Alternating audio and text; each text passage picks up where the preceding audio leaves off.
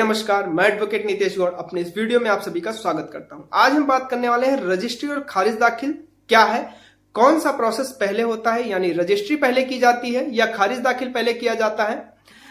खारिज दाखिल और रजिस्ट्री में कितने दिन का डिफरेंस होता है। तो जब भी आप कोई जमीन परचेज करते हैं तो सबसे पहले उस जमीन की आपको रजिस्ट्री करानी पड़ती है।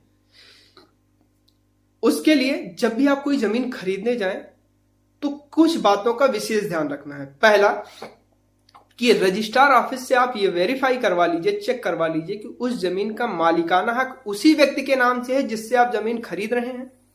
कहीं उस जमीन पर कोई लोन तो नहीं है, कहीं उस जमीन पर कोई विवाद तो नहीं है, कहीं ऐसा तो नहीं कि उस जमीन पर किसी भी प्रकार का कोई स्टे ऑर्डर है। अगर ये सारी चीजें आपको क्लियर हो जाती हैं कि हाँ ये जमीन सही है, तब आप उसके लिए अप्लाई कीजिए। अब आप अप्लाई कर सकते हैं रजिस्ट्री के लिए, यानी उस जमीन को खरीद सकते हैं, जिसमें आपको 2 विटनेस की जरूरत होती है। आपके सिग्नेचर लगेंगे, यानी रजिस्ट्रार ऑफिस में आपको बुलाया जाएगा, आपके सिग्नेचर लगेंगे, आपके फिंगरप्रिंट्स, आपके रेटिना, सारी चीजों का बायोमेट्रिक्स होगा। और उसके बाद आपसे वहां पूछा जाएगा कि कितने प्राइस में आपने जमीन खरीदी है। दूसरी पार्टी से भी पूछा जाएगा कि आप इनको जमीन बेच रहे हैं, कोई दबाव तो नहीं है। तमाम चीजें वहां पे होती हैं और वो सारा प्रोसेस कंप्लीट होने के बाद वो जमीन आपके नाम से रजिस्ट्री हो जाती है। लेकिन रजिस्ट्री होने तक ही आपकी जमीन आपके नाम से नहीं आ जाती, यानी आपको रजिस्ट्री होने के बाद ही ये नहीं होगा कि जमीन आपके नाम से हो गई। अब आपको 90 दिन के बाद खारिज दाखिल के लिए अप्लाई करना होगा। खारिज दाखिल क्या है और 90 दिन का टाइम क्यों लगता है। अक्सर आप लोगों ने देखा होगा कि लोग एक दूसरे की जमीन फर्जी तरीके से किसी को बेच देते हैं, जिसकी इंफॉर्मेशन लोगों को बाद में चलती है 1-2 महीने बाद।